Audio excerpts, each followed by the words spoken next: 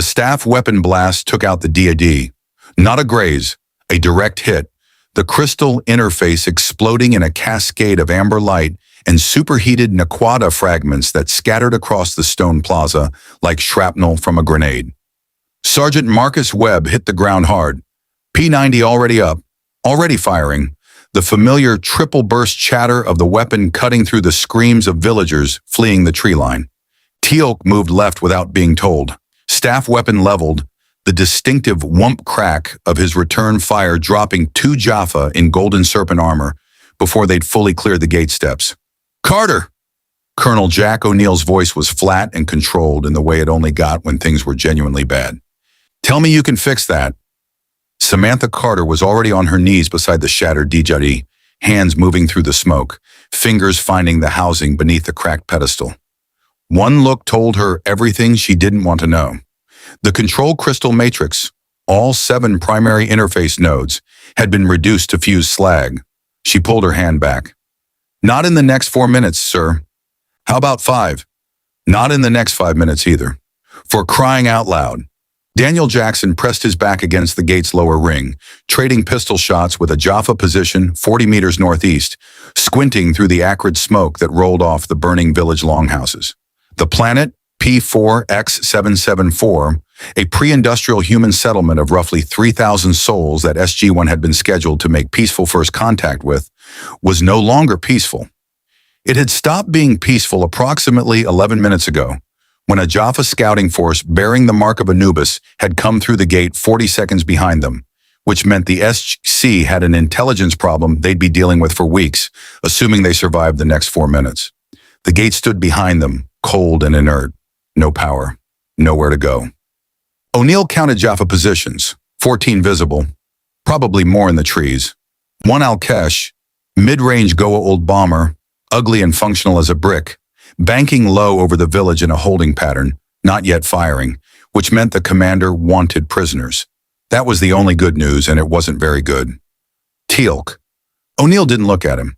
How long before that Al-Kesh gets impatient? The commander will wait perhaps 6 minutes before concluding that ground forces cannot secure us without aerial support. Teal'c discharged his staff weapon again, another Jaffa down. Then he will not wait. Great, so we have 6 minutes to either fix the gate or find a really creative solution. What happened next did not fall under any definition of creative solution that Jack O'Neill had previously encountered in 23 years of special operations and 7 years of interstellar warfare. What happened next was that the sky above P4X774 tore open. Not a hyperspace window, not an Asgard beam, not even the rippling blue event horizon of gate travel. This was something else entirely. A concussive displacement of atmosphere, a crack of thunder without lightning, and then a shape emerging from what looked for all the world like a wound in space itself. Long and broad and unmistakably designed by something that had never heard of Goa'uld aesthetics, the vessel that dropped into low orbit above them was massive in a way that registered first as shadow. The sun went partial. The Al-Kesh pilot, to his credit, held position for approximately 3 seconds before something hit it. Not a staff cannon burst, not a missile, a beam, coherent, blue-white, surgical, that struck the Al-Kesh amidships and didn't explode it so much as simply stop it. The bomber dropped like a stone and impacted 200 meters into the tree line with a concussion that knocked 2 Jaffa off their feet and sent Daniel sliding 6 inches along the gate steps. Silence. The Jaffa stopped firing. SG-1 stopped firing. Everyone on P4X774 looked up. The ship was still there, vast and pale against the blue sky, saucer-shaped forward hull connected to a secondary body by a graceful neck. Twin-engine nacelles swept back like something designed by someone who believed faster-than-light travel should look like it meant something. Running lights pulsed along its hull in steady, calm intervals. It was not by any measurable standard a Goa'uld vessel. It was not Asgard. It was not Tok'ra. It was not anything in the SGC's databases, and Jack O'Neill had read most of those databases. His radio crackled. Unidentified personnel on the surface. The voice was measured, precise, carrying the particular quality of someone accustomed to authority without needing to raise their volume to exercise it. British accent. This is Captain Jean-Luc Picard of the Federation Starship Enterprise. We have neutralized the immediate aerial threat to your position. We mean you no harm. Please identify yourselves. O'Neill stared at his radio for a long moment. The remaining Jaffa, leaderless and staring at a vessel their theology had no category for, broke. 8 of them ran for the tree line. The others threw down their staff weapons with the particular practicality of soldiers who understood when a battle had moved beyond their pay grade. O'Neill keyed his radio. This is Colonel Jack O'Neill, United States Air Force. He paused. Oh, nice shot. The transporter beam was the first problem. Not because it malfunctioned, it worked with an efficiency that made Carter's eyes track upward in the particular way they did when she encountered technology that genuinely surprised her. One moment the plaza was occupied by SG-1, 37 frightened villagers, and the cooling wreckage of a Jaffa scouting force. The next moment, 4 figures materialized from columns of shimmering golden light directly beside the Stargate, and the villagers, who had already experienced one cosmological event too many this morning, fled to the longhouses without requiring further encouragement. The figures were human, mostly. O'Neill registered that assessment in the first 2 seconds and filed it under working assumption, subject to revision.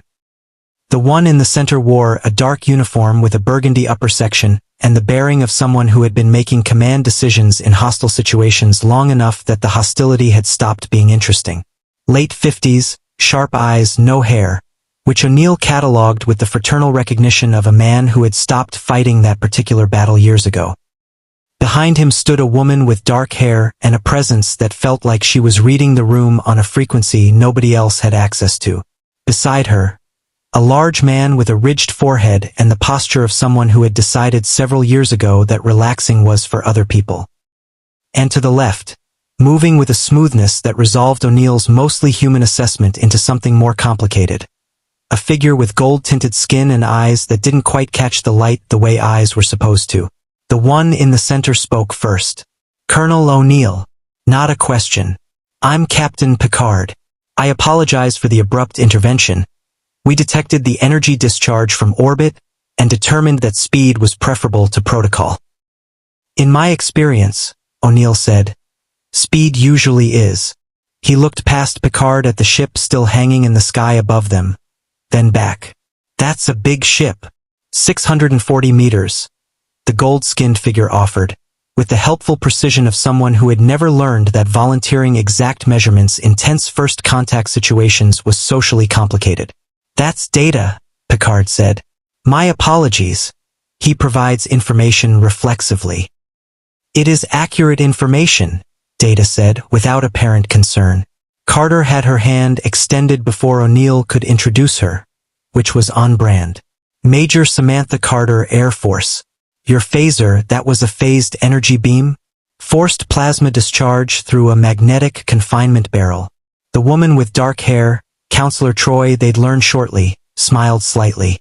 The man with the ridged forehead did not smile. He was looking at Teal'c with the focused attention of someone running tactical assessments, and Teal'c was looking back at him with identical energy, which created an atmosphere that was professionally respectful and approximately one misread gesture away from something else entirely. Teal'c spoke first. You are not human. Neither are you, the large man, Worf, son of Moke. They'd learn that too, replied, and his eyes moved briefly to the golden emblem on Teal'c's forehead. That mark. It was on the armor of the warriors who attacked this settlement. It is the mark of Anubis. Teal'c's voice carried the particular weight of a man saying a name that meant specific earn things. I bear it as a former servant. I do not bear it as a current one. Worf processed this for exactly 1 second. Then we have something in common. He did not elaborate. He didn't need to. Daniel had his notebook out, which O'Neill had learned to treat as either a good sign or a catastrophic one depending on context. Your language, you're speaking English, but the universal translator is doing something more complex underneath it. I can hear the processing lag. What's your native? Daniel.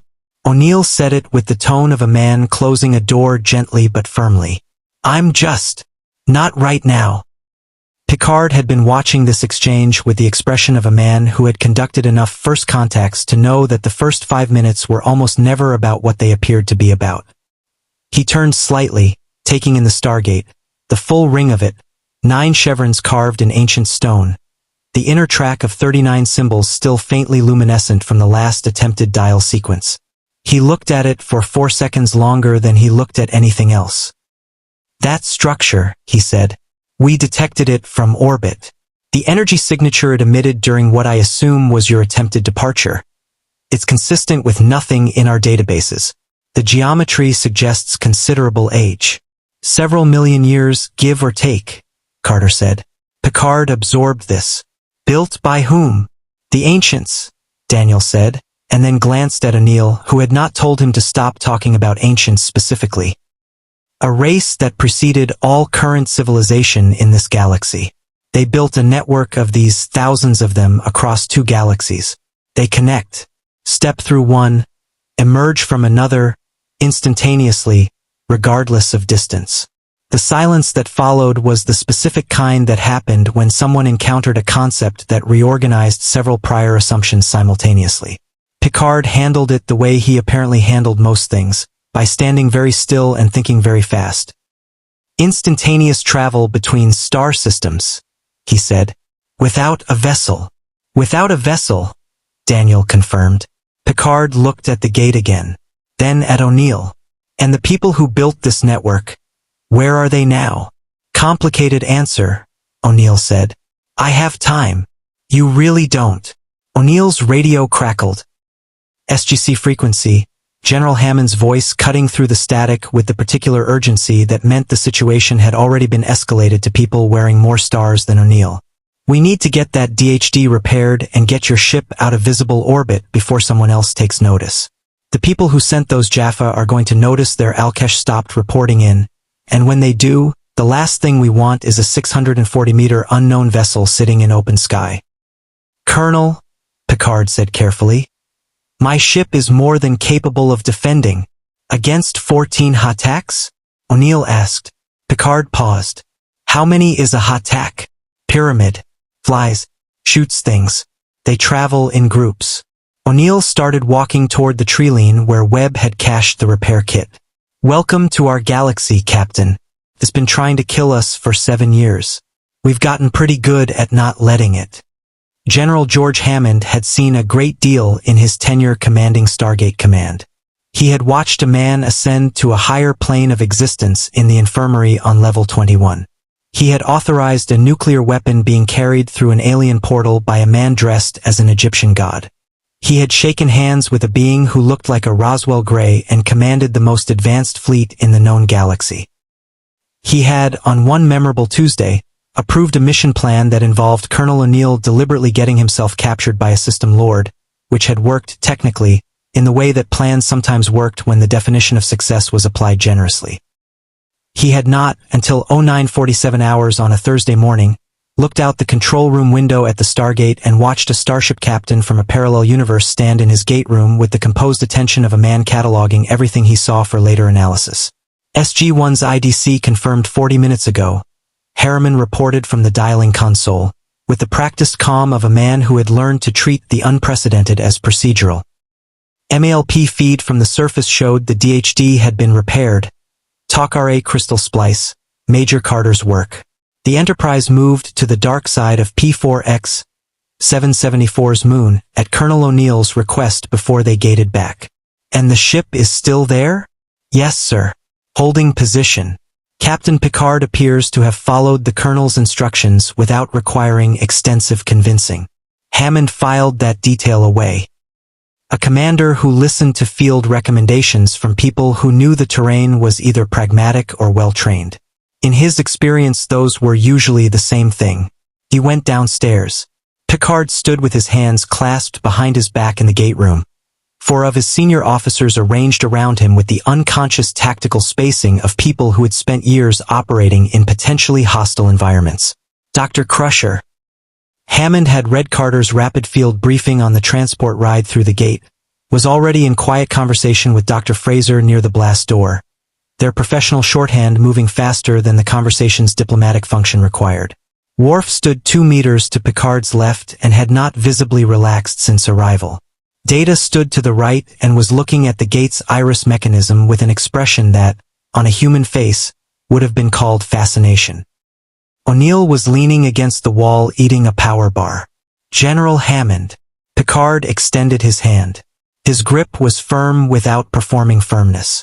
"Thank you for authorizing our transfer to your facility. I understand the security implications weren't straightforward." "They're still not," Hammond said pleasantly. But Colonel O'Neill's field assessment was persuasive, and Major Carter's preliminary report on your vessel's energy output suggested that keeping you at arm's length carried its own risks. He gestured toward the briefing room stairs. "Shall we?" The briefing took 40 minutes and covered, in broad strokes, the existence of the Stargate network, the nature of the Goa'uld, the current threat posture of Anubis, the Teal'c alliance, the Asgard-protected planets treaty, and the fundamental operational reality of Earth's position. A single planet, one Stargate, a classified program known to approximately 300 humans, fighting a holding action against parasitic false gods who had enslaved the galaxy for 10,000 years. Picard listened to all of it without interrupting. That alone told Hammond something useful. When O'Neill finished, Picard was quiet for a moment. Troy, Hammond noticed, had not looked at the briefing materials once. She had been watching faces. "Your program has operated in complete secrecy for 7 years," Picard said finally. "No public disclosure. No intergovernmental coordination beyond a small oversight committee." "That's correct.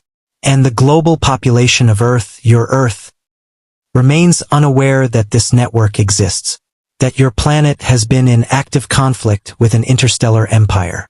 "Also correct." Picard's expression didn't change, but something moved behind his eyes. "In my experience, Captain General, the long-term costs of that kind of secrecy tend to compound." "In my experience," Hammond replied, with the particular patience of a man who had that conversation with oversight committees quarterly, "disclosure without adequate defense infrastructure tends to cause civilizational panic. We're working on the defense infrastructure first." O'Neill pointed at Picard with his power bar. What he said. Data had been working through a tablet, a SGC-issue device that Harriman had provided, watching with poorly concealed anxiety as the android interfaced with it at speeds the hardware wasn't entirely comfortable with. "General Hammond," Data said, "I have completed a preliminary cross-reference of your gate network's known addresses against our navigational star charts, adjusted for the dimensional variance between our respective universes." He paused. "The constellations match at a deviation of less than 0.3%. We are in the same galaxy, a parallel version of it." The room absorbed this. "Same galaxy," Carter said slowly. "Different dimensional plane. The warp resonance event didn't translate you across space. It translated you across dimensional layers while preserving spatial coordinates." "That is my conclusion as well," Data said. They looked at each other with the mutual recognition of two people who had just identified someone operating at a compatible frequency, which Carter found professionally gratifying and Rodney McKay, had he been present, would have found personally threatening. "Which means," Daniel said, leaning forward, "that somewhere in the Star Trek universe, your universe, there's a version of the Stargate network. Ancient ruins. Possibly active gates. Possibly active gates that nobody in your timeline knows about," Carter added. Worf, who had been silent through most of the briefing, spoke with the directness of someone who had identified what he considered the operationally relevant point. "And Anubis sent warriors to the planet where we arrived. He knows a vessel of unknown capability entered this system. How long before he investigates further?" Hammond looked at O'Neill. "Thor's currently occupied with replicators in the Othala galaxy," O'Neill said. "Teal'c are stretched thin. And Anubis has been collecting ancient technology for 2 years." He crumpled his power bar wrapper. "So, pretty soon." Picard straightened slightly. "Then I suggest we not waste the time we have." Hammond nodded once. "Colonel O'Neill, SG-1 and our guests. Briefing room 1 hour. Let's figure out what a starship captain can do against a Goa'uld system lord." The storage room on level 18 that Carter had unofficially requisitioned for cross-universe technology comparison had, within 2 hours, achieved the particular organized chaos that happened whenever she was given adequate workspace and insufficient supervision. Naquadah generator humming in the corner. 3 laptops open at different angles. A disassembled staff weapon laid out on a workbench beside a Teal'c communication crystal that she'd been meaning to catalog for 6 weeks. Sensor readouts from the Enterprise's orbital scan of P4X 774 printed and pinned to a corkboard next to SGC mission reports from the same planet. And in the center of it all, Samantha Carter and the android who called himself Data, standing on opposite sides of a workbench, taking apart each other's assumptions with the focused pleasure of 2 people who had spent their careers being the smartest person in most rooms and had just walked into a room containing an exception. "Your Naquadah generator," Data said, scanning it with a tricorder that Carter had already mentally disassembled twice. "The energy output is consistent, but the conversion efficiency operates on a principle our theoretical physics doesn't have a framework for. The element itself," he paused. "Our sensors cannot fully characterize it. It reads partially as a known heavy metal and partially as something our periodic table doesn't contain. Naquadah exists in this galaxy specifically because the ancients seeded it during their early terraforming period," Carter said. "It's not naturally occurring in the conventional sense. It's more accurate to say it was placed." She picked up the tricorder, examined it, handed it back. "Your sensor technology, the resolution on biological signatures is extraordinary. But you're reading energy fields that our instruments don't even try to measure." "Empathic and telepathic field detection," Data confirmed. "Counselor Troy's Betazoid heritage required us to develop sensors capable of reading neurological states at distance. It has proven useful in diplomatic contexts." Carter filed that under extremely useful and slightly terrifying and moved on. "Walk me through warp drive. Not the engineering, the theoretical basis. What are you actually doing to space?" What followed was 40 minutes of the most technically dense conversation Carter had conducted since a Teal'c scientist had tried to explain subspace pocket technology using a diagram drawn in the dust of a tunnel wall. Data explained with the precise patience of someone for whom explanation was not a social performance but a functional process, adjusting technical depth in real time based on her responses, which she appreciated more than she said. She explained gate travel in return. The actual physics of wormhole establishment, chevron encoding as spatial coordinate compression, the kawoosh and why it destroyed matter caught in the initial formation, the 38-minute limit and its relationship to stellar drift calculations. Data was quiet for exactly 4 seconds after she finished. For an android who processed information at speeds that made human pause seem geological, 4 seconds was a long time. "The energy required to establish a stable wormhole of those dimensions," he said, "should, according to our physics, exceed the output of a mid-range star." "It does," Carter said. "The ancients solved that problem about 5 million years ago. We're still figuring out how." "Remarkable." He said it the way humans said impossible when they were too honest to use the word. Geordie LaForge had arrived an hour in, escorted by a slightly nervous Sergeant Seiler, who had clearly been given instructions not to let the chief engineer touch anything critical, and was discovering that LaForge's definition of touching was primarily visual and therefore technically compliant with the instruction while absolutely violating its intent.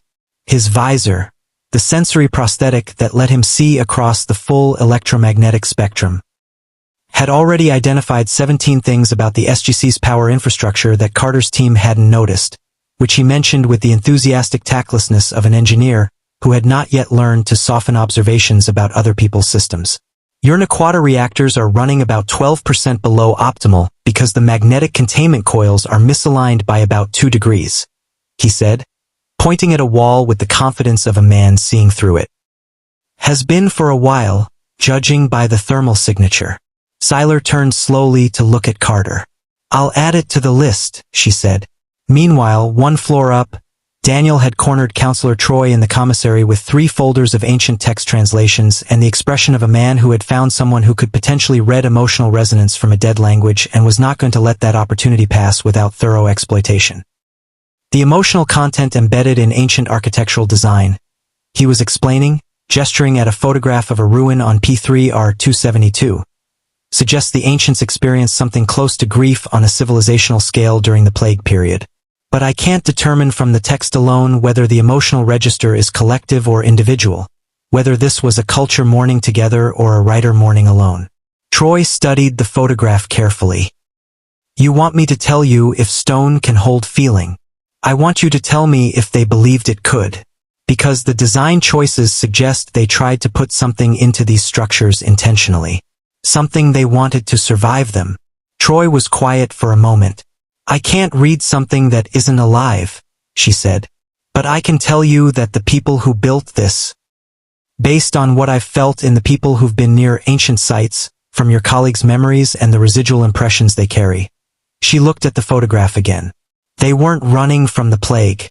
They were staying as long as they possibly could. They didn't want to leave. Daniel sat back. Something settled in his expression that had been unsettled for a long time. They loved it, he said quietly.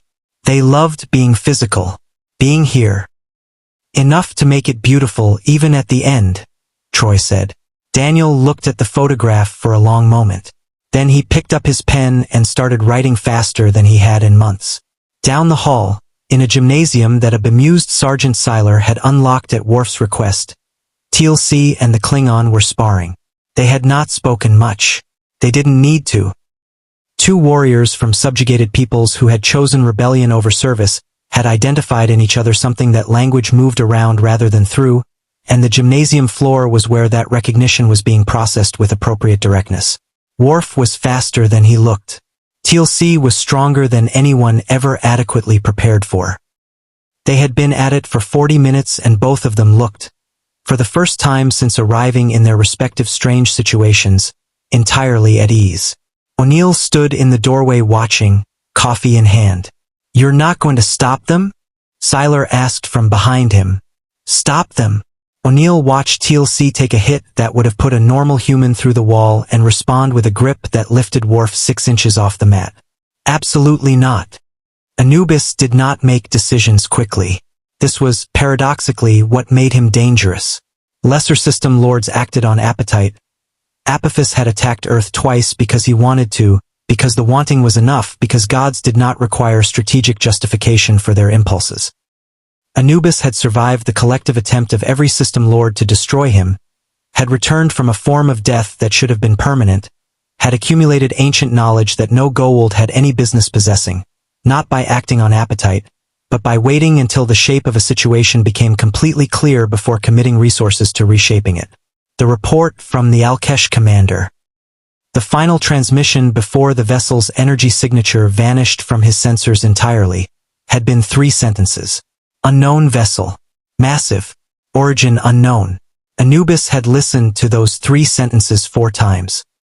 Then he had dispatched a cloaked Teal'c to the coordinates of P4X 774 with orders to observe and record and under no circumstances engage, because a vessel that could neutralize an Alkesh in a single discharge without apparent targeting delay was a vessel worth understanding before it was worth fighting. The Teal'c sensor logs arrived 6 hours later.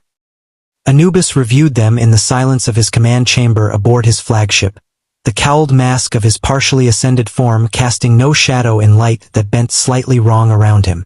The vessel was unlike anything in his genetic memory, and his genetic memory encompassed thousands of years of Goa'uld technological development, the stolen knowledge of the Asgard, fragments of ancient database recovered from sites across the galaxy.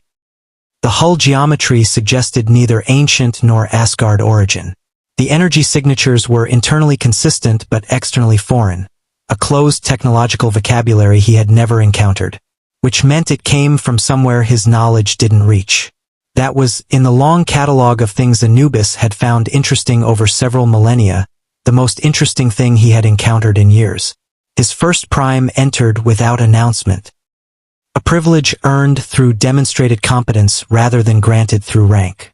My lord, the Teal'c has confirmed the vessel is no longer in the P4X 774 system. Residual energy traces suggest it entered hyperspace, but the signature is wrong. The harmonic pattern doesn't match any known drive technology. It did not enter hyperspace, Anubis said.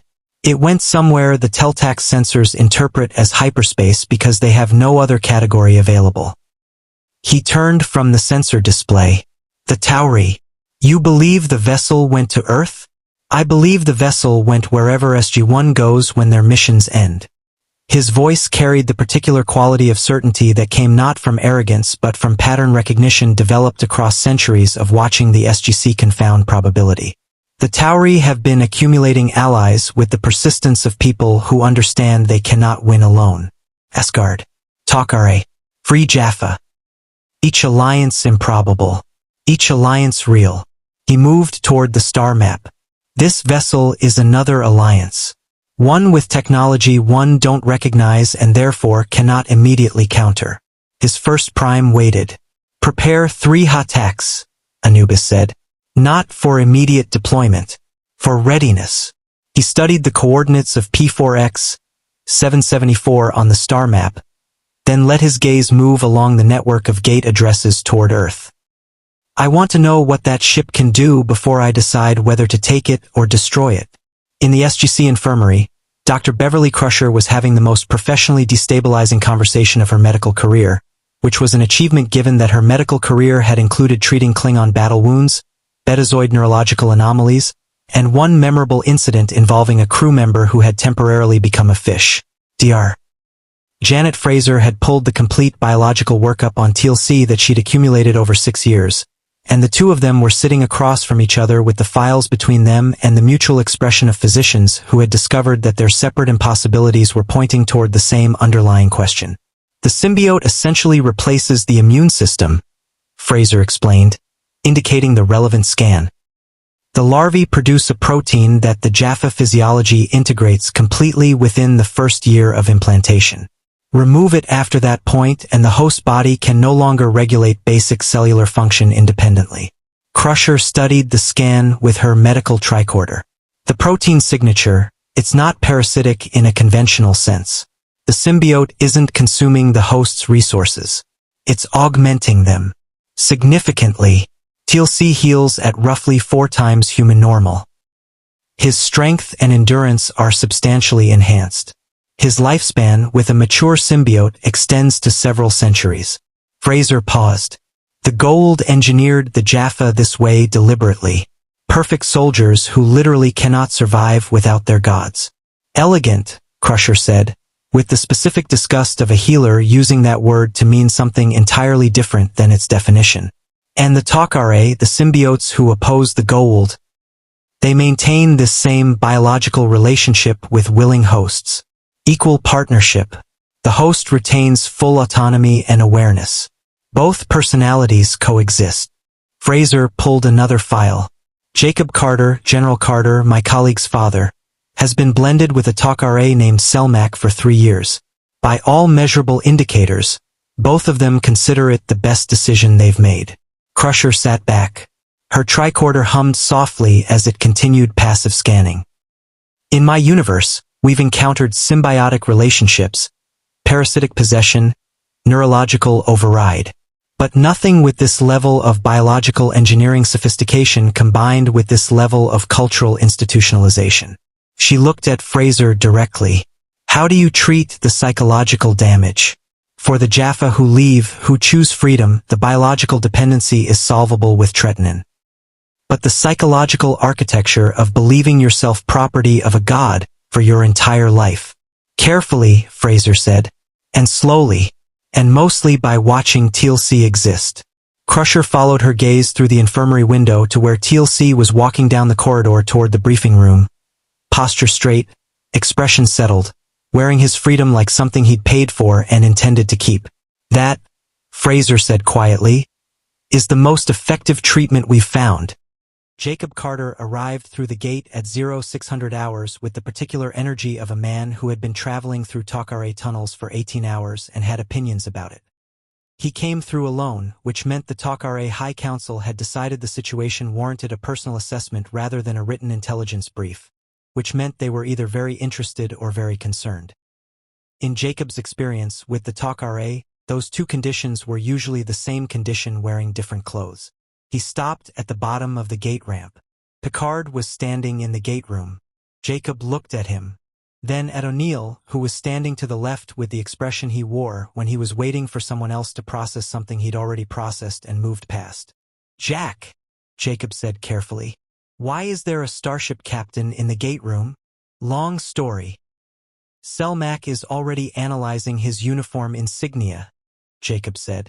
She says the rank designation is consistent with a naval command structure, but the material composition of the fabric is completely foreign. She's not wrong, O'Neill said. Picard extended his hand. Captain Jean-Luc Picard. I'd shake your hand and simply say it's complicated, but I suspect you'd find that unsatisfying. Jacob shook it. Jacob Carter. And yeah, I would. He looked at O'Neill again. Brief me. The briefing took 20 minutes because Jacob had Teal'c processing in parallel, which meant he absorbed information at roughly twice normal human speed and asked questions that were already 3 steps ahead of the explanation. When O'Neill finished, Jacob was quiet for a moment in the particular way that meant Teal'c was having opinions he was internally negotiating with. The Teal'c High Council, Jacob said finally, is going to want to know about this ship immediately. And they're going to want to study it, O'Neill said. Obviously. And potentially use it. Jack. I'm just naming the sequence so we can skip past it, O'Neill said. Captain Picard's ship is not a Teal'c asset. We clear on that?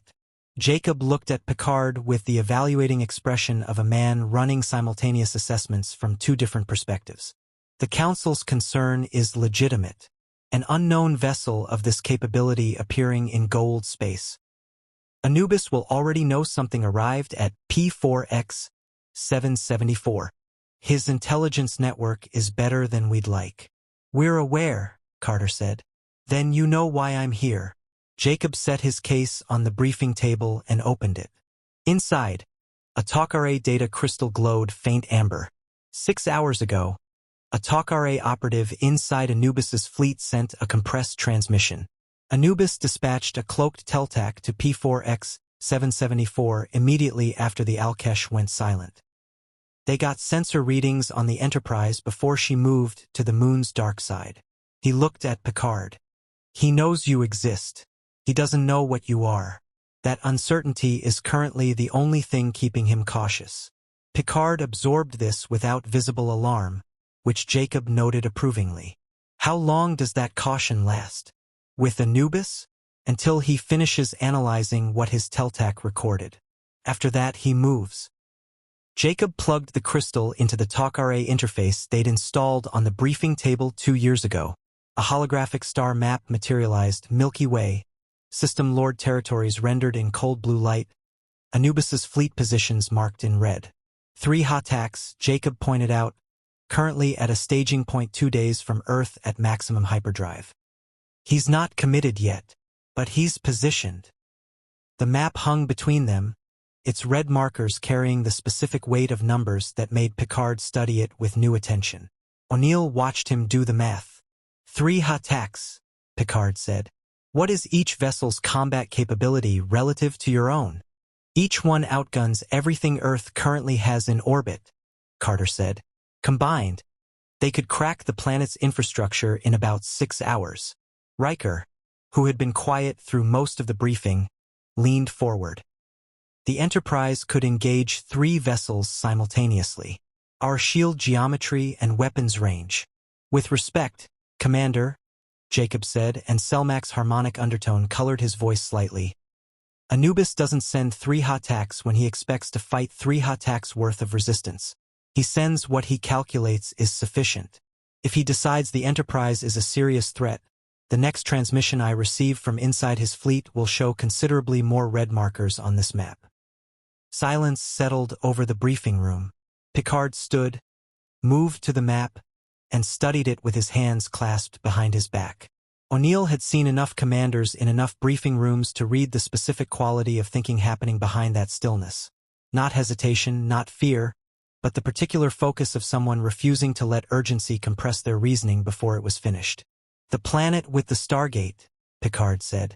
P4X 774. Anubis's Teal'c recorded the Enterprise there. He knows that's where we arrived. He traced the gate network connections on the map. He doesn't know about this facility. He doesn't know about the gate network's full extent from Earth's perspective. Correct, Hammond said. Then his tactical picture has a significant gap. Picard turned. He's planning around an unknown vessel of considerable power operating independently in open space. He doesn't know that vessel has access to instantaneous travel across your gate network. He looked at O'Neill. That asymmetry is an advantage, but only briefly, and only if we use it before his intelligence catches up. O'Neill looked at Hammond. Hammond looked at Jacob. Jacob looked at Selmac's reflection in the data crystal, which only he could see. He's right, Jacob said. O'Neill turned back to Picard. Okay, Captain, you've got the floor. Picard looked at the map for one more moment. When he spoke, his voice had shifted into something his crew recognized immediately. The particular register that meant he had found the shape of the problem and was now describing the solution. Here's what I'm thinking, he said. The plan had 3 components, which O'Neill appreciated because plans with more than 3 components were plans that fell apart at component 4 and everything after that was improvisation wearing a outline's clothing. Component 1. The Enterprise would not be where Anubis expected her. Component 2. The gate network would be used in a way Anubis had no framework to anticipate. Component 3. Worf and Teal'c would board a Hatak. O'Neill had some thoughts about Component 3. Walk me through the boarding part again, he said, leaning back in his chair with the expression of a man who wanted to make sure he'd heard correctly before registering his objection. Anubis will move his Hataks toward P4X 774, Picard said, indicating the star map. That's where his sensor data places us. He expects to find the Enterprise either still in the system or recently departed. He'll assume conventional propulsion, which means a calculable search radius. He moved his finger along the gate network. While he's repositioning, we use the Stargate to place a 2-person team aboard his lead Hatak before his fleet arrives at P4X 774. Not to fight the ship, to access its subspace communication array. You want to listen to his fleet communications, Carter said. I want to do more than listen. Picard looked at data. If we can introduce a specific signal modification into his communication array, a harmonic signature that degrades the coherence of his sensor returns at range, his fleet's tactical picture becomes significantly less reliable. They'll be fighting with compromised targeting data without knowing it. Data nodded. I can introduce the modification in approximately 4 minutes given access to a gold communication console.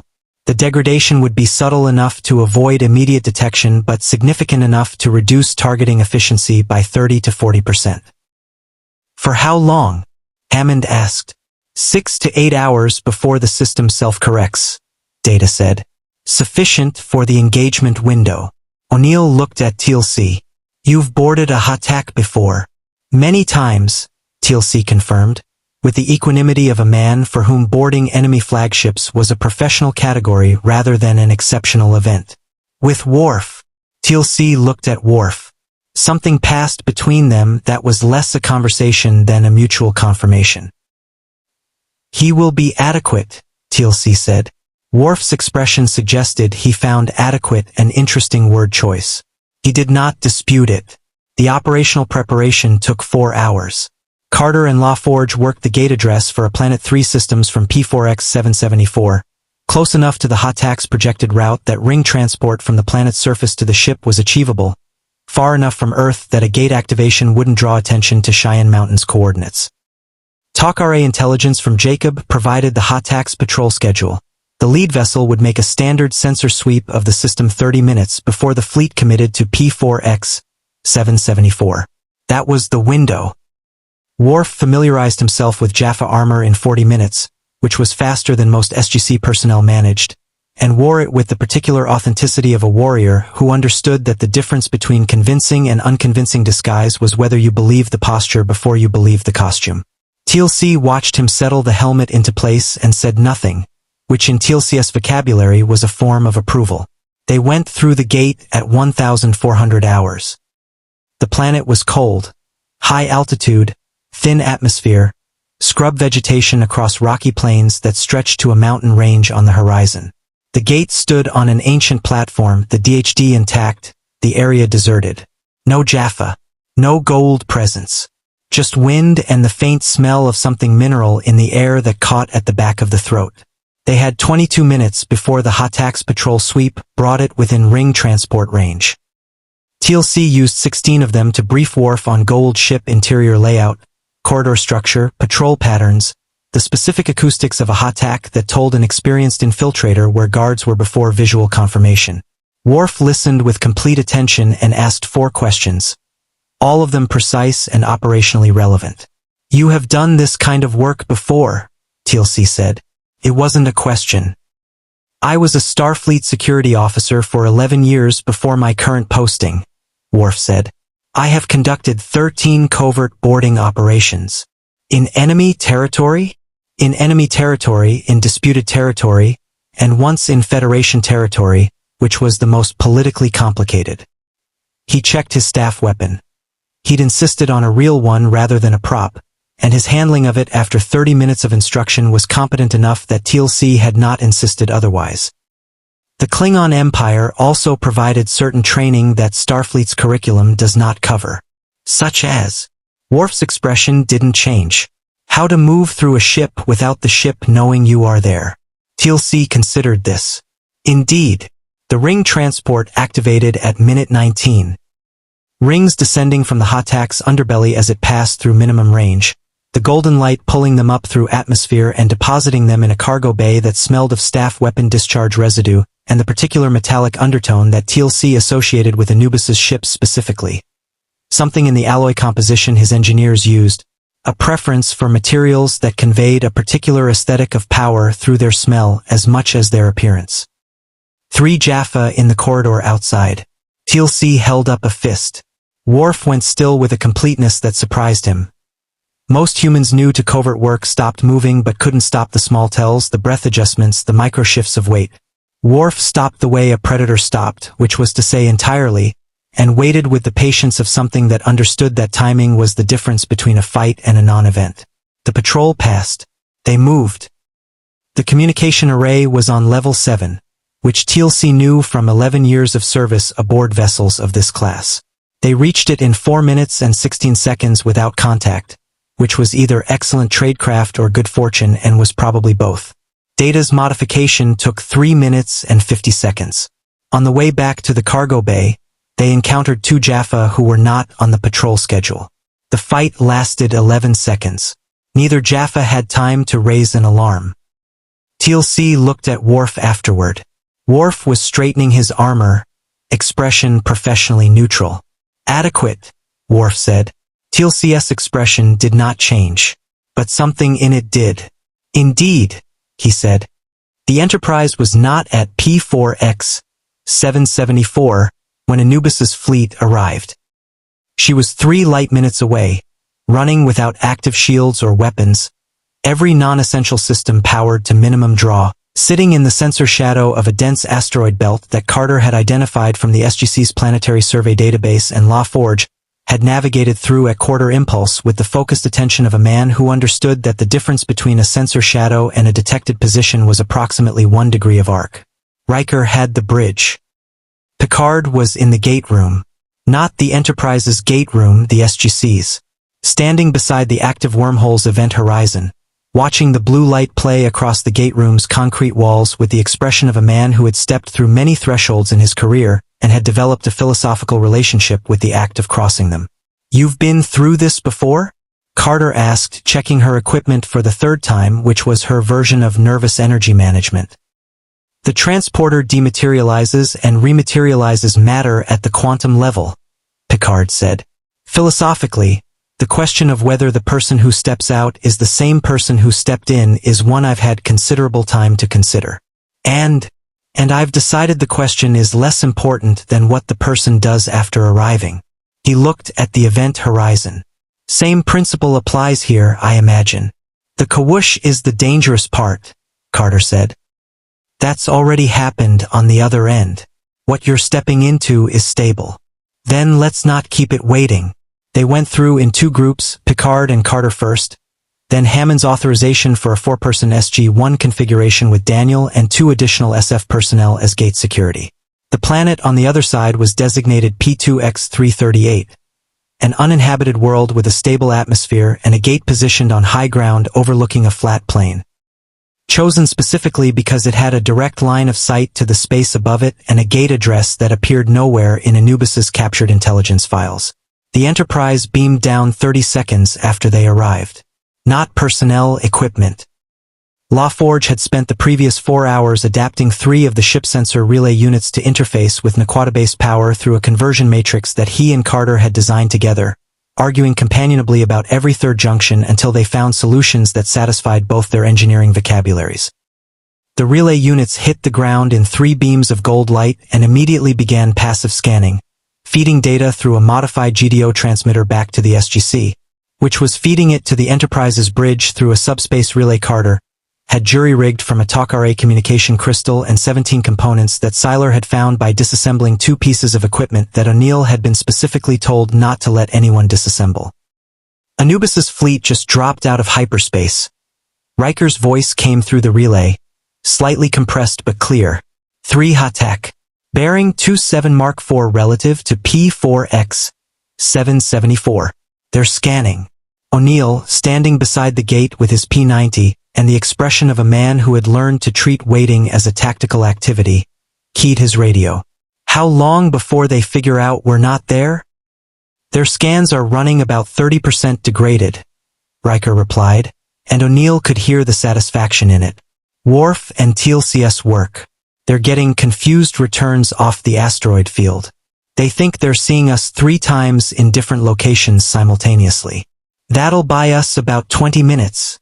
Carter said to Picard.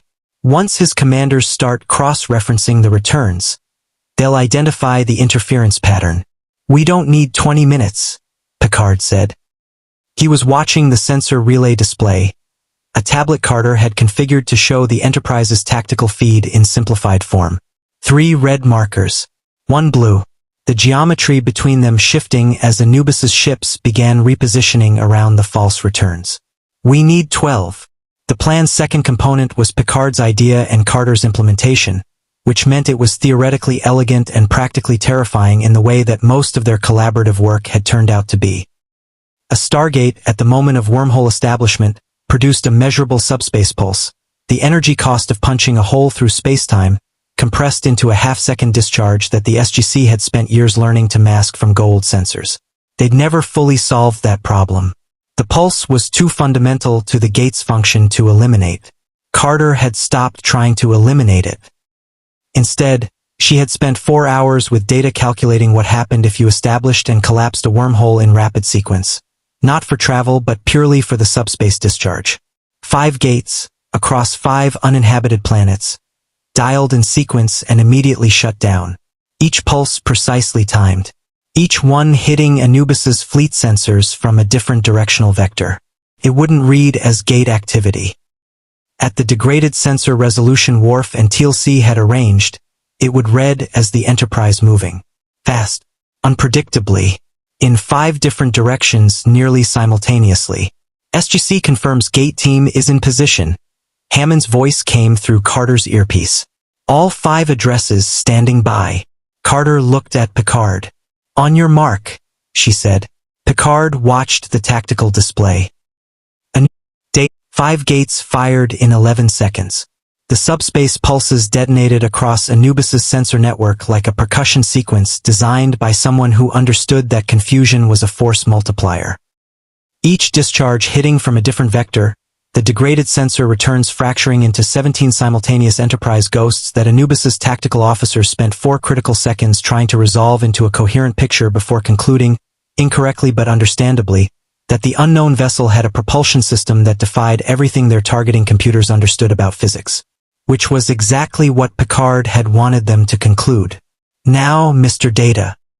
The Enterprise came out of the asteroid belt at full impulse with shields at maximum and weapons hot, dropping into real space directly between Anubis's separated Hataks at a range that no gold commander would have chosen deliberately because no gold commander would have considered it survivable.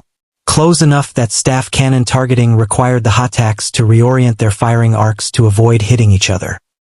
Close enough that the Enterprise's phaser banks could engage 2 vessels simultaneously from a single firing solution. The first volley took out the lead HATAC's hyperdrive assembly with 4 precisely sequenced phaser strikes that Carter had plotted from 6 years of SGC technical intelligence on gold ship architecture. Hitting the specific junction points where Naquata conduits connected to the hyperspace window generator, not destroying the ship but removing its ability to leave the engagement on its own terms. LaForge had called it surgery. O'Neill, reviewing the targeting plan from the SGC, had called it something less clinical but equally accurate. The second HATAC returned fire. 3 staff cannon blasts impacted the Enterprise's forward shields in rapid succession, and the bridge took the hits like a vessel that had been built to absorb punishment, lights flickering, structural integrity field compensating. Riker calling damage reports with the practiced fluency of a first officer who had been in enough engagements to know that the first hits were information, not crisis. Shields at 78%, data reported. Staff cannon yield is significant but consistent with our projections. Returning fire. The Enterprise's photon torpedoes were something Anubis's fleet had no prior data on.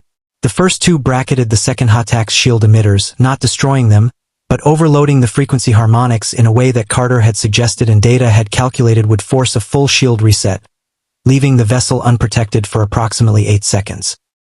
8 seconds was, in the context of a vessel with the Enterprise's weapons output, a significant duration. The second HATAC's aft weapons array went dark.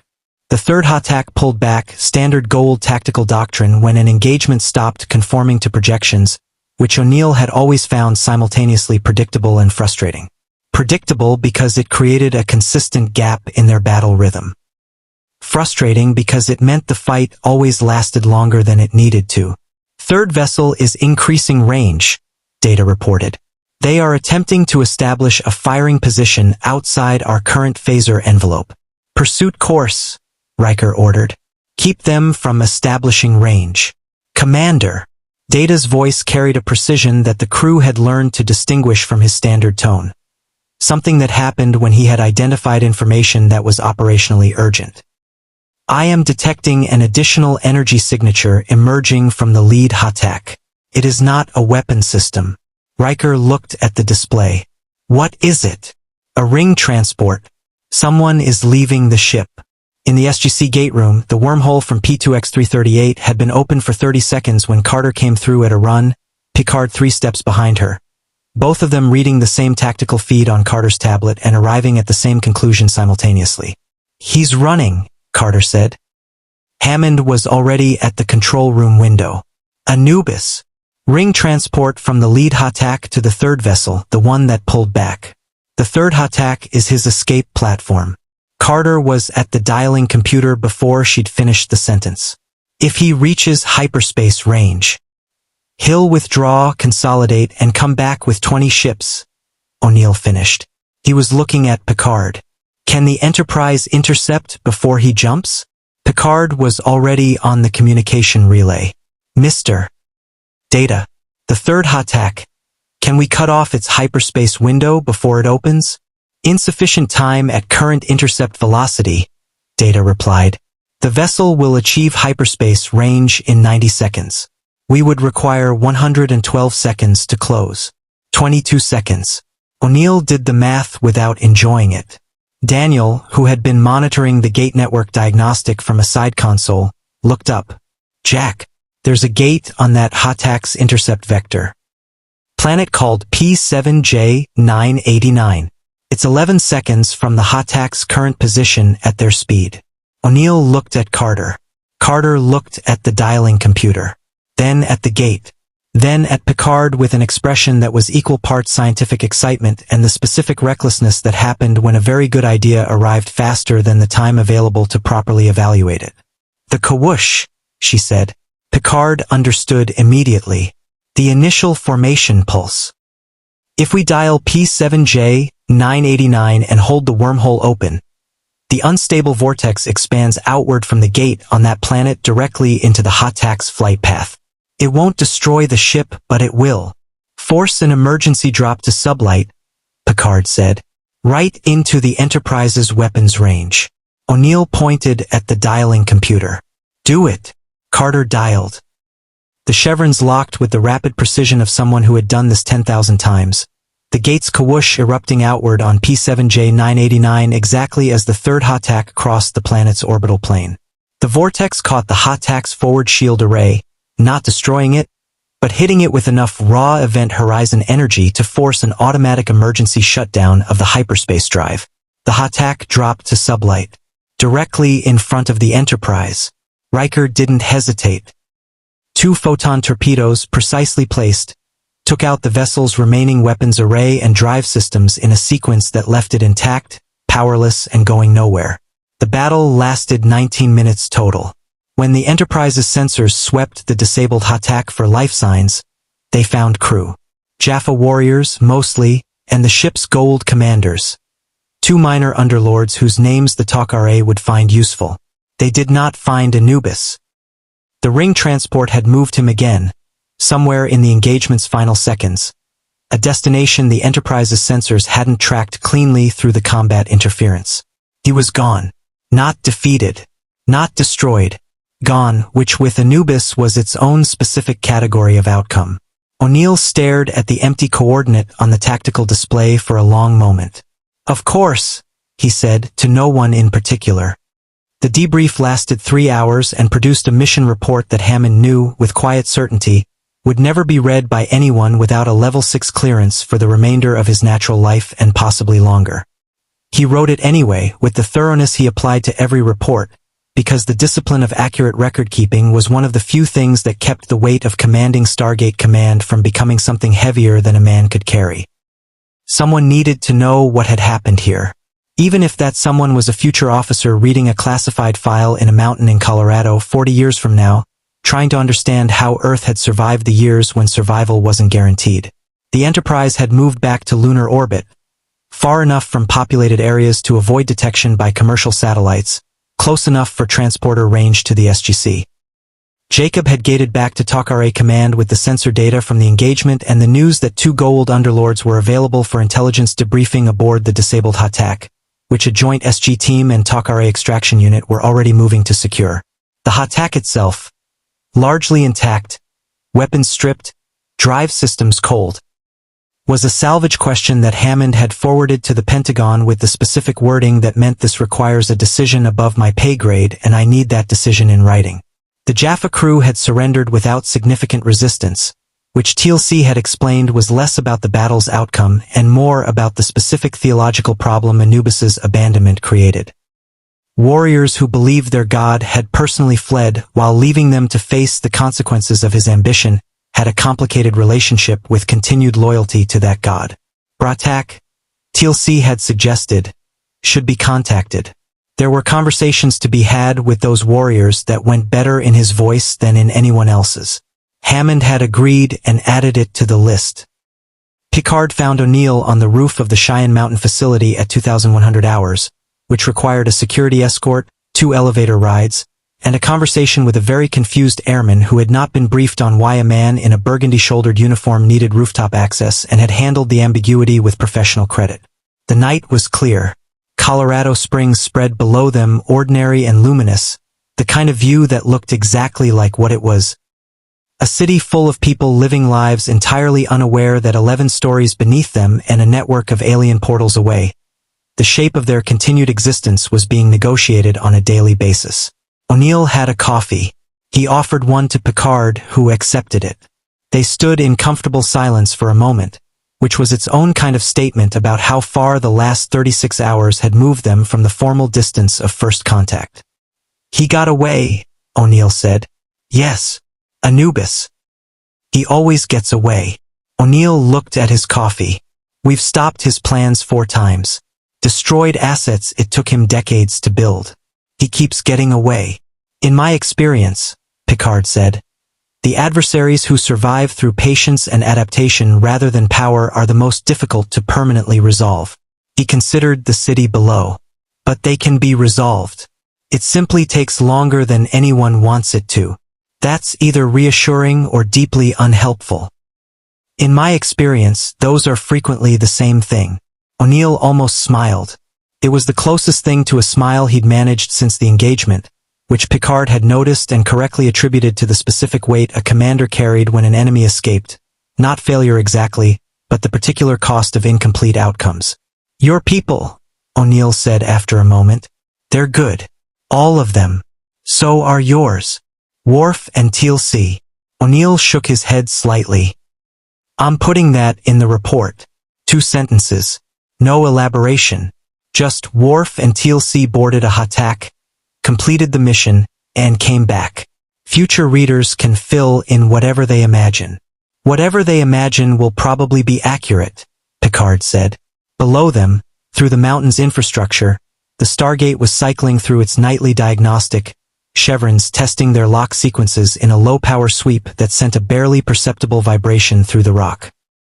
Picard had been on Earth for less than 2 days and he could already feel it, that subsonic pulse, the way you eventually felt any heartbeat you were close enough to.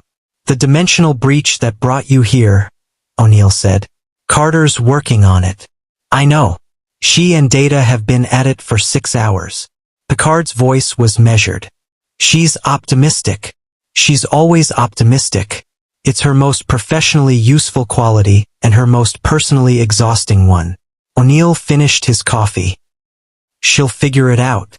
Probably take a few days. Maybe a week. Picard nodded slowly. A week. He looked at the stars with the expression of a man calculating what a week meant in terms of crew well-being, ship systems, ongoing mission obligations, and the particular institutional anxiety of Starfleet's Admiralty when a Galaxy-class starship stopped sending position reports. While you're here, O'Neill said, with the careful casualness of someone raising something they've been thinking about for a while, Hammond wants to know if you'd be willing to consult on first contact protocols. Formally, we have 12 pending gate addresses with pre-warp civilizations and our current approach is... He paused, choosing words. Let's say it has room for a more diplomatic framework. Your current approach being? P90S and optimism. Picard looked at him. I'll make time. O'Neill nodded. He looked back at the city, at the ordinary, luminous, unaware city, and for a moment something in his expression settled into the specific quiet of a man who had spent 7 years carrying knowledge that most of humanity didn't have and had found, tonight, something that made that weight briefly lighter. One more thing, he said. That thing you did. Using the gate's kawoosh to force the Hatak out of hyperspace. He glanced sideways at Picard. That was Carter's idea. It was, Picard agreed. But you understood it immediately. 3 seconds. No hesitation. It was a sound tactical concept. Most people need it explained twice. O'Neill picked up his empty cup. Just so you know, that's not nothing. He went back inside. Picard stood on the roof of the mountain for a few minutes longer, looking at the stars he recognized from a different universe, feeling the gate's heartbeat in the rock beneath his feet, thinking about gates. All the kinds of them, the ring-shaped ancient ones and the others, the ones that weren't made of naquata, the ones that people carried in their decisions and their willingness to step through uncertainty toward whatever was on the other side. Then he went back inside too. In the SGC's Level 18 lab, Carter and Data were still working, the quiet sound of their collaboration carrying into the corridor. Question, response, recalculation, the specific rhythm of 2 minds finding a shared frequency. On a cot in the infirmary, Worf slept with the completeness of a warrior who had done his work well. Teal'c sat in the corridor outside, not guarding, simply present, the way he sometimes was near things he had decided, quietly and without announcement, to consider worth protecting. The gate diagnostic completed its cycle. Somewhere in the galaxy, in the cold silence between star systems, an ancient device registered the night's unusual gate activity and logged it in a database that nobody had accessed in 4 million years. The entry was brief: coordinates, timestamps, energy signatures, the kind of record that waited with the particular patience of things built to last until someone came looking. The SGC's mission logs would record what happened on P4X774, and in the space above it with the careful language of people writing history while it was still warm. Hammond's report would note the tactical outcome: the alliance formed, the technology exchanged, the enemy evaded.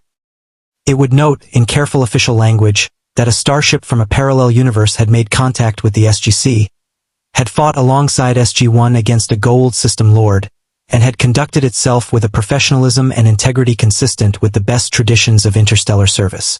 What it would not fully capture, what no report could, was the specific quality of the moment when two groups of people who had each spent years fighting alone in a galaxy that didn't care whether they survived had looked at each other across the threshold of a Stargate and recognized something that transcended universe, dimension, and the vast indifferent silence between stars.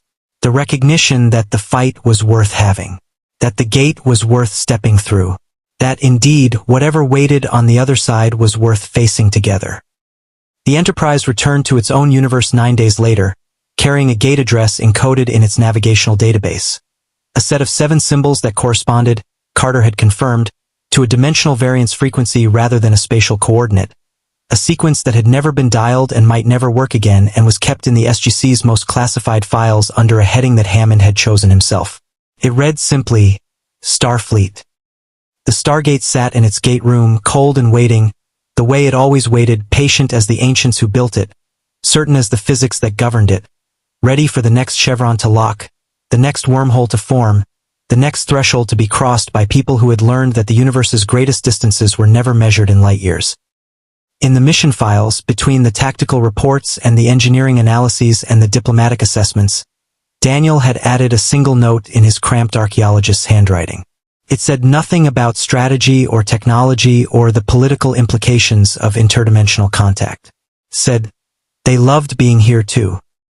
If you want to see more characters enter different universes, hit that subscribe button and drop the name of a character and the universe you'd want to see them in down in the comments below. Indeed, more stories await.